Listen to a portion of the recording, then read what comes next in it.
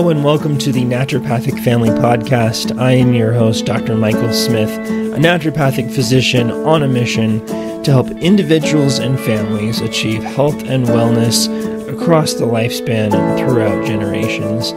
Thank you for joining me today. Welcome to the Valentine's Day episode of the Naturopathic Family Podcast. It is February, and that means it's American Heart Month, or the month in which we can celebrate and remind ourselves about how important it is to take care of our heart. And that is my goal today. And in honor of Heart Month, I want to jump into a story. When I was in undergraduate education, when I was doing my bachelor's degree, I did the pre-med track. So I was on track to become a doctor, and I was doing a lot of shadowing. One of the opportunities I had to shadow was in the operating room of a very large hospital. Now, I was shadowing the anesthesiologist, not the surgeon. So it was a really neat opportunity for me to not only see like one surgery, but I got to bounce around and look at a lot of different operations and how they work. One of them was a coronary bypass open heart surgery. And if you are not familiar with that, basically our heart is a muscle. It's beating and it needs blood just like any other muscle of our body. And so it's those coronary arteries, these little thin arteries that go from the aorta and feed the muscle of the heart with blood and with oxygen so that it can keep pumping and do its job. So sometimes when those get clogged or during heart disease or things like that, that can lead to a heart attack, for example, or other complications. So one thing that they can do is they actually take a vein from the leg. They take harvest a vein, and they literally stitch it in place of that coronary artery past where there's an area of blockage. And they're able to basically circumvent that or bypass that coronary artery and provide the heart with the blood and the oxygen that it needs. So I was watching this, and I was able to come in at different times in the operation. And one of the most powerful moments for me, this is probably one of the most powerful shadowing moments I had in general during my pre-med preparation for medical school, was seeing the chest opened in the surgery and the heart beating inside of it. It was amazing to see how the heart was beating, to peer over that anesthesia drape and to see this a marvel of a machine that pumps indefinitely, and the amazing things that were going on to keep that heart working as best as it could for as many years as could be done. Fast forward a little bit to medical school. So it was my first year of medical school, and in the first year of medical school, there's all the basic anatomy, physiology, biochemistry type of classes that I was taking. And we had an in-person cadaver lab where we were learning the structures of the human body using cadavers.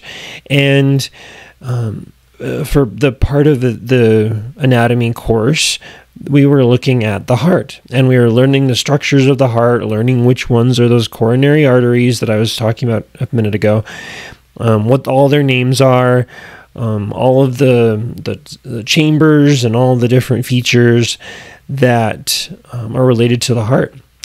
And it was a really, it came a moment when I was able to hold a heart, a human heart.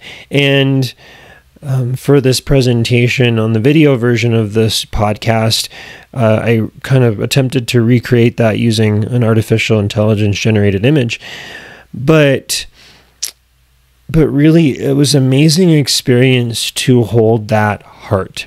And As I wrote about it later, I said, I pondered then as a student the individual whose heart this was, how it beat for years on end, never stopping until the end. I reflected on the moments that heart witnessed: happy, sad, excited, scared, wonder, awe, triumphs, challenges, victory, and perhaps possibly heartbreak. It is amazing how much our hearts can hold. It is amazing how much our hearts can hold. And today, I really want to dive into how we can take care of our hearts through nutrition and through diet. And so as we do, I pose the question, how well are you holding the health of your heart?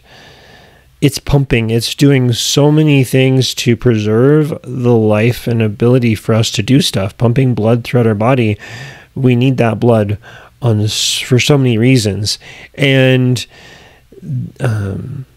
we have the opportunity to really dive in and take care of our heart. And I believe there's a lot of really, a lot of ways of doing that.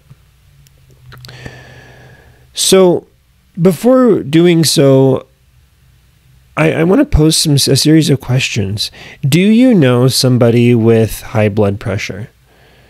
Do you know somebody with high cholesterol? Have you ever known somebody who's had a heart attack? Now, if I ask this question to a majority of the population, I think the answer would be yes. And as a physician, I've been able to work with many people who have high blood pressure, who have high cholesterol, and to help in as many natural ways as possible to lower those so that their heart health can be optimized for as many years as possible down the road. This is a graph of the incidence of heart disease-related deaths in the United States. And you can imagine, if you're listening to this, the map of the United States, the 48 states, and a majority of those heart-related deaths are found in kind of the southwest area of the southeast area, of the United States. And where I live in Idaho, it's not as prevalent. There's not as many heart-related diseases, deaths from heart disease as there are in other areas of the country, but it's still significant. Looking at the statistics from Idaho, the heart disease deaths is 180.4 per 100,000 persons. And that was, I believe, from 2021. Now the goal for Idaho is 130, and we're at 180. So it's a little less than the national average, but still significant. And I say significant because if you know somebody with heart disease, with high blood pressure, maybe you are that person. How much would the life of those around you or those that you love be different if that person wasn't there? It's kind of a sobering thought, but and so it's easy to get lost in these statistics of, oh, we're not as bad as other places or whatever, but really each individual matters. And I think that's the motivating factor for me to help encourage and teach about heart health so that we can preserve the health of the one, so that the family and friends around that one person can enjoy the presence of that wonderful individual for as long as possible. There are so many different factors that lead to heart disease. The acronym that's thrown around in medical lingo is ASCVD, which really stands for Atherosclerotic Cardiovascular Disease Risk, ASCVD.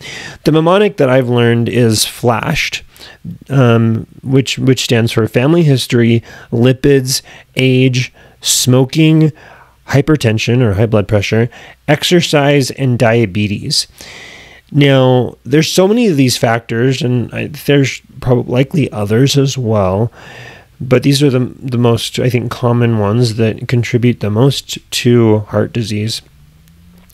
All of these things contribute to the likelihood or the risk of somebody having an atherosclerotic cardiovascular event. What does that mean? Basically, a heart attack or a stroke are the most common. That's when the arteries in our body, whether it's in our brain, whether it's in our heart, like I was talking about with the coronary arteries, they get clogged up with plaque, whether it's cholesterol or other things. They're getting clogged up. They can't function. The tissue that's fed by that blood vessel loses the ability for it to get oxygen. So we're not able to function, in a simple way of speaking. All of these things contribute to that. Now, there are some things like family history and age we just simply can't change. It's just the way it is. A person is how old they are, and their family history is the way it is. But there are so many other things that we can change, and that is what gets me excited about helping support individuals with their heart. There are several different ideas that I want to challenge. Number one is the medications are necessary. Now, as a naturopathic physician, I have in the state of Idaho, I have the ability to write prescriptions for heart medications. And I believe that they have their place. If an individual has a really high blood pressure, like really high, say over 200, they need to go to the hospital so that blood pressure can go down and it doesn't cause any major problems. Now, that's an oversimplification likely, because there's lots of things to factor in. But medications have their role, they have their place. But are they the only thing that we can use to address heart health? We'll get there. Surgery is inevitable is another challenge, another idea that I'd like to challenge. I was recently talking to a patient who had atrial fibrillation, or AFib, and they had heard about how other people who had AFib had to go in and get ablation, and that was the only thing that could be done. Now, again, this is complicated, and medical care is really individualized based on what that person needs. But perhaps surgery may not always be necessary if we can really change our lifestyle. I also want to challenge the idea that some people might put forth that natural solutions don't work. And you can find this in the literature and the scientific studies. There's going to be studies that say this diet thing does work, this diet thing doesn't, and so on and so forth. This kind of battle of ideas. Now, when would natural solutions not work? If we don't implement them. I think that's the challenge, going back to medications versus these natural solutions, is that medications are just a pill that someone can take. That's a fairly easy action to do. Just got to remember to take my meds every morning, and sometimes that's necessary. I support patients where they're at. If they come to me with medications, I'll take them where they're at, and we'll go from there.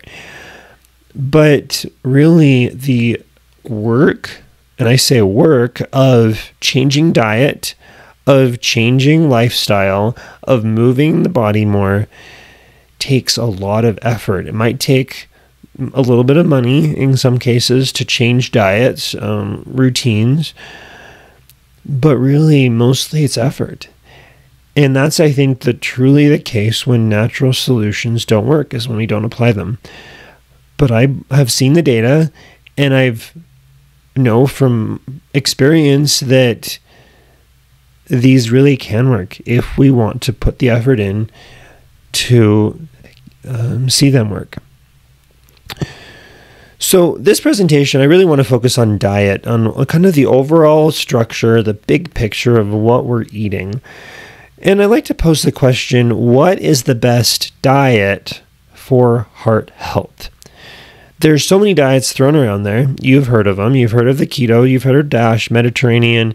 There's the vegetarian. There's paleo. There's so many different diets, and a lot of diets that are named after individuals who have come up with them.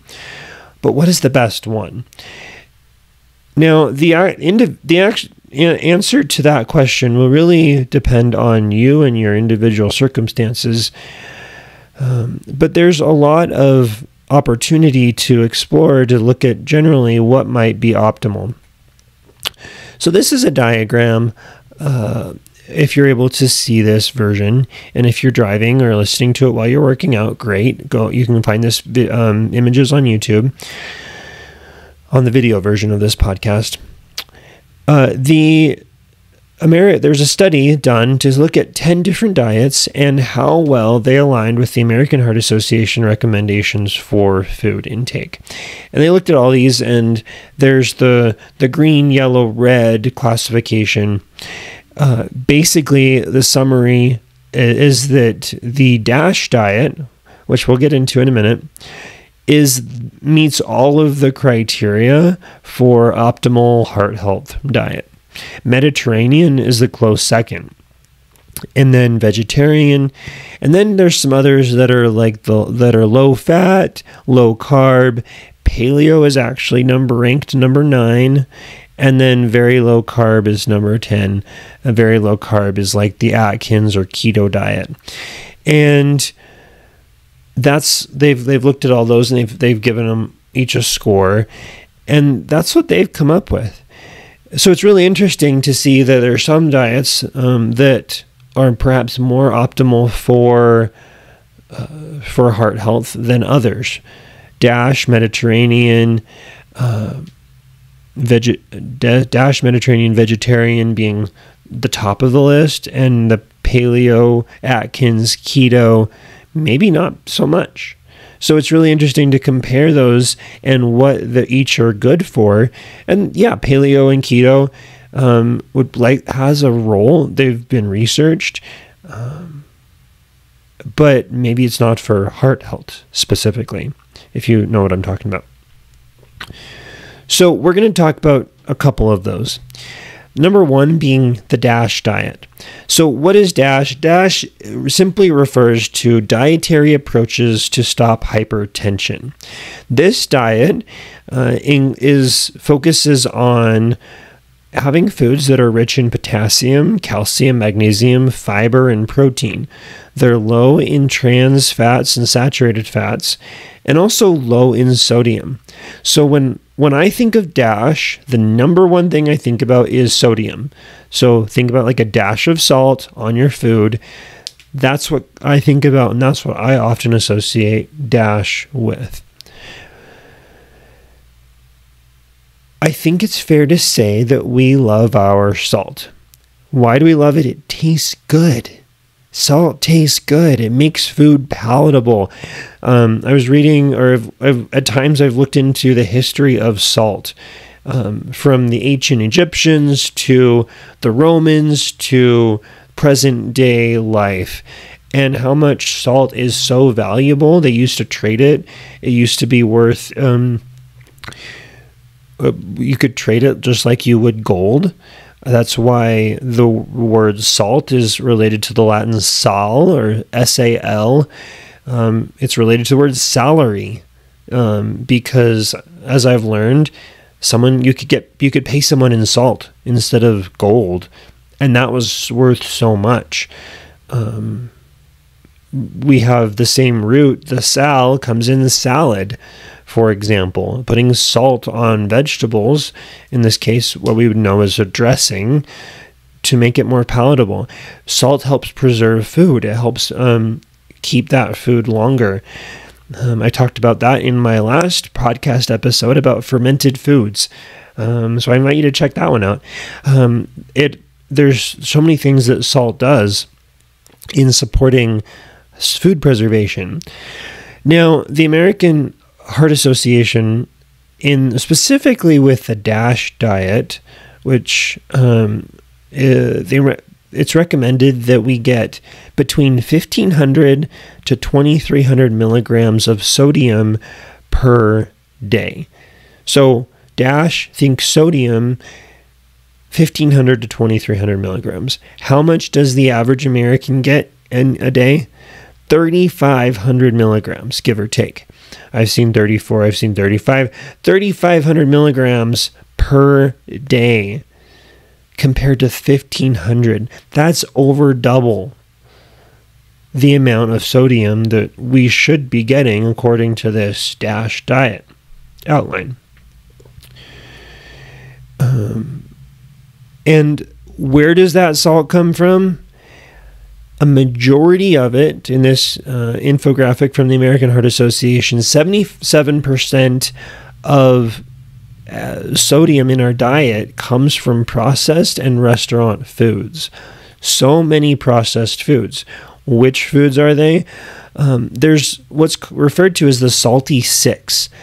The salty six are the 6 popular foods that add the most salt to our diet.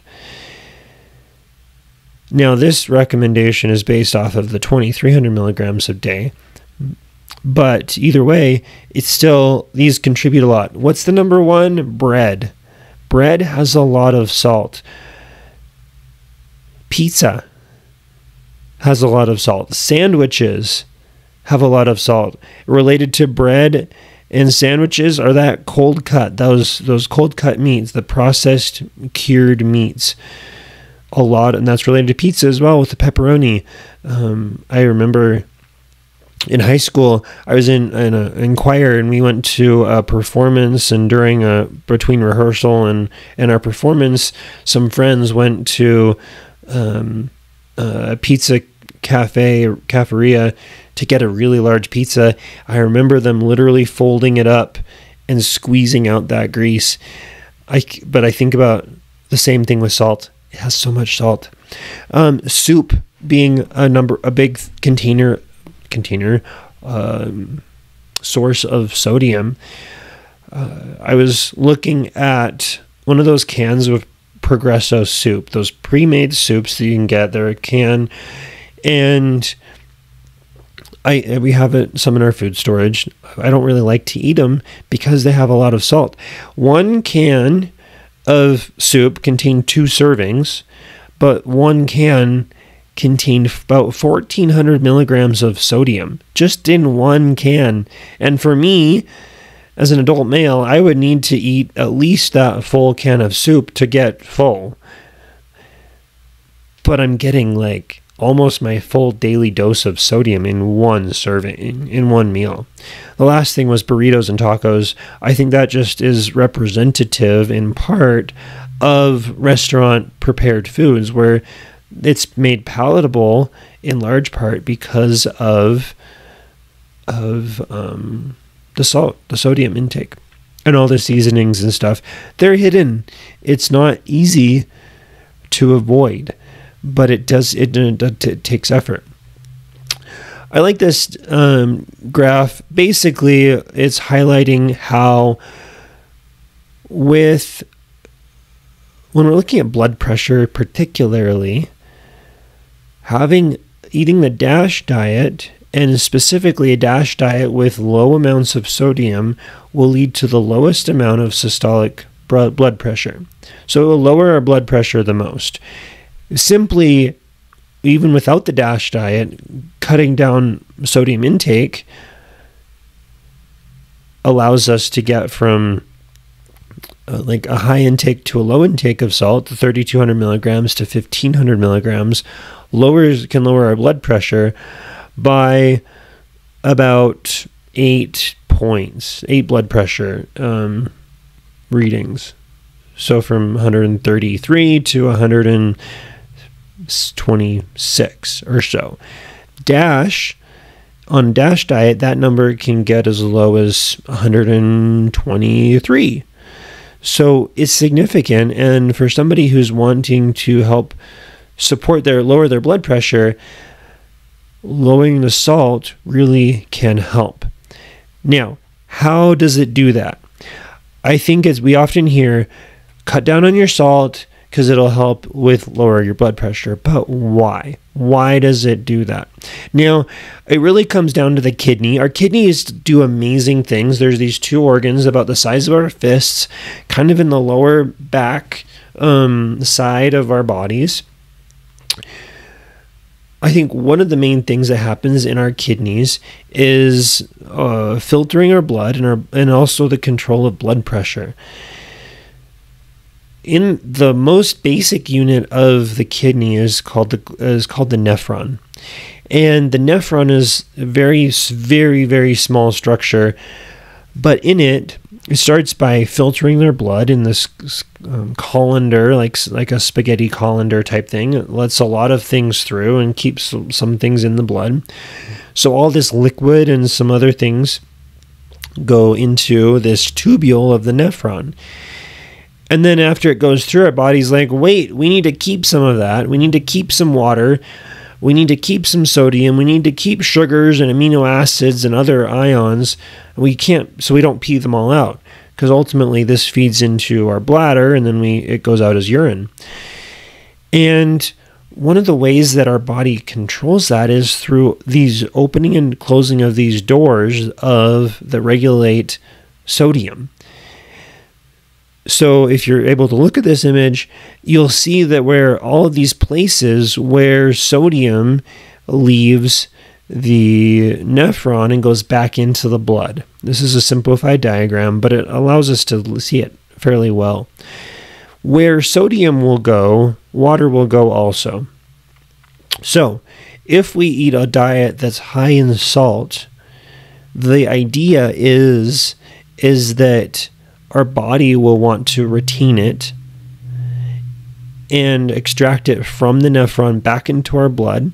If the sodium goes, water will go too, because of the osmotic forces that are at play. And if the water is retained, then we have more volume in a defined amount of space. And if you can think back to your physics classes, the volume and pressure, if we have a high volume but a lot of fluid in a specific confined volume, it's going to exert more and more pressure. And that's where we get blood pressure from. Our body regulates that because we do need a certain level of blood pressure, but we just don't want it to go through the roof, because that would be a problem. So nephron helps control our blood pressure, and this is honestly where one of the main mechanisms of action for blood pressure drugs go. We often talk about diuretics, thiazide diuretics, loop diuretics. You may have heard these tossed around by a doctor or on the news with medication ads or things like that. These diuretics help control the flow of that sodium out of our nephron. There's also suggested that it's the potassium that also makes a big effort as well in controlling that blood pressure also. Okay, enough anatomy, physiology, but really I just wanted to illustrate and teach you about why controlling salt leads to controlling blood pressure. So there you go, in a nutshell. Jumping over into the Mediterranean diet for a minute, the Mediterranean diet is very similar to the DASH diet. When I think of the Mediterranean diet, I think of everything that's amazing to eat from Italy and Greece, the Mediterranean region. You could extend that even further. I've never been to either place, Italy or Greece, though I want to go to both someday. But I love Mediterranean food. And I think about that food when I think about the Mediterranean diet. So the Mediterranean diet emphasizes vegetables, fruits, whole grains, beans, and legumes. It includes low-fat or fat-free dairy products. So what I think of is feta cheese. You think of feta goes with pretty much any Greek salad, for example, at least the ones that I've had. Fish, a lot of fish, poultry, non-tropical vegetable oils, and nuts. So non-tropical, I think that refers to like olive oil instead of like palm oil, for example. There's a lot of olive oil contained in the Mediterranean diet. The Mediterranean diet limits sugars, sugary beverages, and the sodium, like we talked about before, highly processed foods, refined carbs, saturated fat, or fatty and processed meats. So we're looking at really whole meats, whole foods, healthy vegetable oils, healthy fats, low-fat dairies, tons of fruits and vegetables. I think it just sounds amazing to me, and it would be awesome if it would be easier to eat this more often. I think I would like to, but it's a reminder to me that I can and probably should do that myself.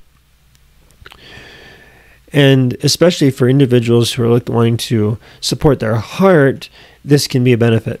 This is a graph from one study that shows how an individual basically who was eating a Mediterranean diet, whether they were adding extra virgin olive oil or the EVOO or nuts, had a lower rate of heart attack, stroke, or death from cardiovascular causes. And I think there's a lot of other studies that can show this as well. This is just one of them. Okay, so we talked about DASH diet. We talked about Mediterranean diet. There are others.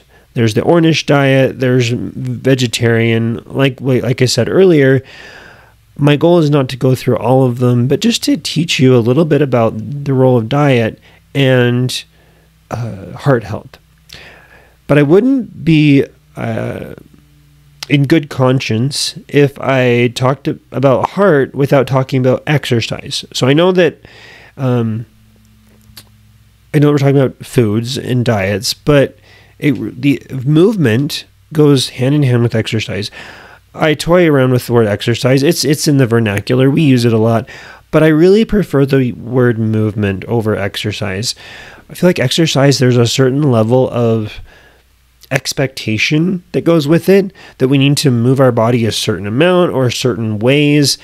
But really, movement is just movement. Anything that we do to move our body is going to be better than nothing. Healthy movement is one of the ideas. I'm really borrowing it from the health at every size movement, how we really can be healthy at every size. I talked about that more in my podcast about the science of eating. And I think there's opportunities to incorporate more movement. I was, in preparing this presentation that I gave recently in my community, I found this quote that I absolutely love by Tony Robbins. He says, "It's not that diabetes, heart disease, and obesity runs in your family. It's that no one runs in your family." Now, I recognize that might come across a little harsh, but I also think it's funny at the same time. But any movement that we do is going to be helpful. The American Heart Association recommends at least 30 minutes of moderate intensity exercise at least 5 days a week for about 150 minutes a week. If we're increasing that to vigorous exercise, that's 25 minutes a day for 3 days, 3 days a week. And then also incorporating some high-intensity muscle strengthening activity for additional benefits as well. Ultimately, moving. We need to move our bodies. I love the study that I found of individuals that were over the age of 70. They found that increasing our average amount of walking by 500 steps, just 500 steps, lowered the risk of a heart disease, stroke, or cardiovascular event by 14%. That's just 500 steps a day, maybe about a quarter of a mile. 500 steps of walking. If that, by comparing individuals who walked 4,500 steps a day versus 2,000 steps a day, that's an increase of 2,500 steps. That lowered the risk of a cardiovascular event, so a heart attack or stroke, by 77%. That's just walking. I love walking. I went on a walk earlier. It was so nice just to get away from my desk, get away from my computer, to be outside and to take some deep breaths, because I really need to do that more. My wife reminds me that I need to breathe more. And it's true. Walking is free. You can do it fairly easily. And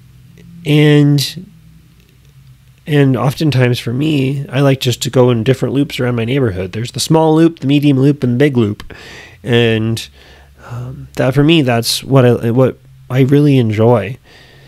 And I know that by doing so, is helping my heart. Now, I talked about this at the beginning, challenging the idea that medications are going to be necessary. Are they going to be needed? Very likely, perhaps, but the goal is not to. This is a diagram of the therapeutic order of naturopathic medicine. Now, this is the framework that I was trained in as a naturopathic medical doctor.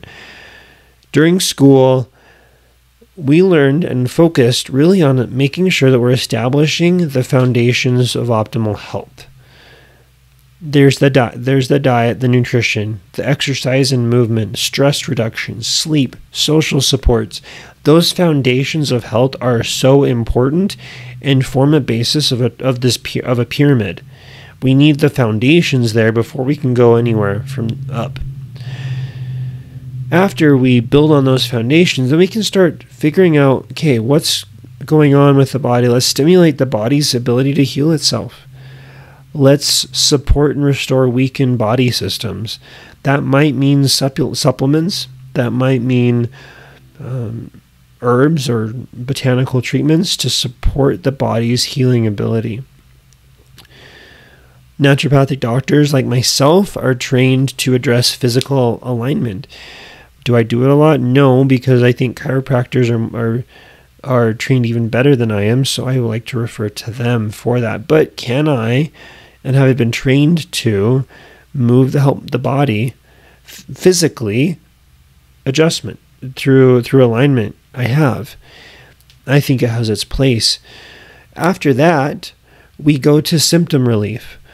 Symptoms are so important. They're the warning lights on the dashboard of a car that say that something's going on, that we need to pay attention.